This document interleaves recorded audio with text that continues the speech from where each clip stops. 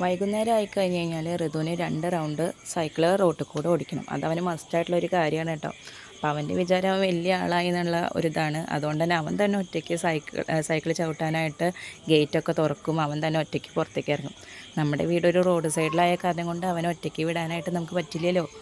വണ്ടികൾ ഇടയ്ക്കിടയ്ക്ക് പോയിക്കൊണ്ടേയിരിക്കും. അപ്പോൾ ഞാനോ ഏട്ടനോ ഒന്നും അല്ലെങ്കിൽ ഏതെങ്കിലും ഒരു സൈഡിൽ നിൽക്കും വണ്ടി വരുന്നുണ്ടോ നോക്കാനായിട്ട്.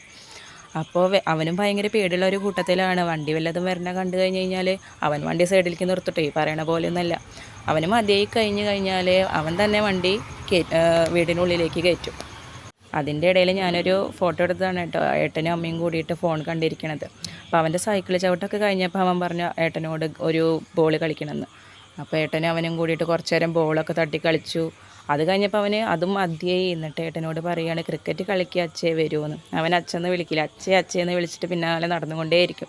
എന്നാണെന്ന് വെച്ചാൽ ഏട്ടന് പണിയില്ലല്ലോ, ഇന്ന് പെരുന്നാളാണല്ലോ. അപ്പോൾ ഏട്ടനും അവനും കൂടിയിട്ട് കുറേ നേരം ബോളൊക്കെ കളിച്ചു. അവനും പനിയൊക്കെ ക്രിക്കറ്റൊന്നും കളിക്കാൻ അറിയില്ല കേട്ടോ. എന്നാലും ഏട്ടൻ ബോളിട്ട് കൊടുക്കുമ്പോൾ ഇടയ്ക്കൊന്ന് തട്ടും, ഇടയ്ക്ക് വെറുതെ ബോൾ അങ്ങോട്ടും ഇങ്ങോട്ടും തട്ടും.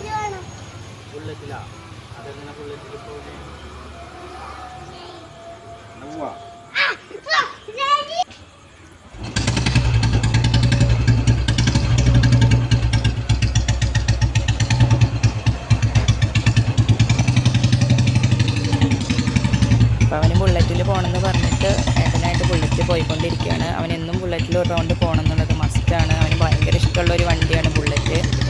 അപ്പോൾ അവർ ഒരു റൗണ്ട് പോയി വന്നു കഴിഞ്ഞാൽ അവരത് കയറ്റും. അപ്പോൾ അവരെ വാശി പിടിച്ചിട്ട് ബുള്ളറ്റിൽ പോയിക്കൊണ്ടിരിക്കുകയാണ്. അപ്പോൾ അതേ പോയി അവരിതാ തിരിച്ചു വന്നു. ഇത്രയേ ഉള്ളൂ. പുതിയൊരു വീഡിയോ ആയിട്ട് നമുക്ക് വീണ്ടും കാണാം. ബൈ.